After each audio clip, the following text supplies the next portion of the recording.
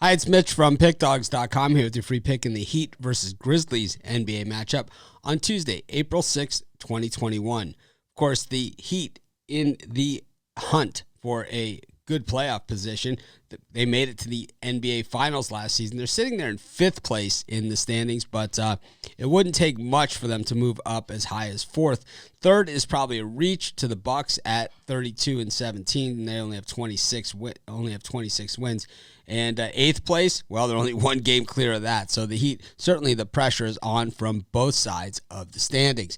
Meanwhile, the Memphis Grizzlies at 24-23, now on the inside looking out at the San Antonio Spurs in the Western Conference playoff standings. They're in the eighth spot, but one thing that we've seen about the Memphis Grizzlies is that when they get to that 500 mark, they have a tough time staying there, and that's where they are right now at 24-23, 6-4 in their last 10 games, and 8-2 against the number in their last 10 games. Of course, led by Ja Morant, and they just have a host of good players. This is a team that, with Morant taking front and center, he kind of gets most of the limelight, but there's still a lot of good players. Andre Iguodala for the Heat, though, is probable for this one. None is questionable.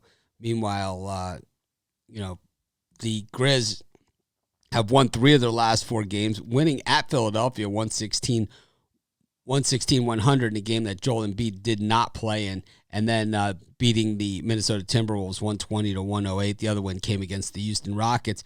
Meanwhile, the Heat have now won 4 games in a row. The Heat have been up and down this season, and this is kind of like their turn, to make a playoff push. They got to do it. If not now, then when? So it's kind of this is their chance to make the statement.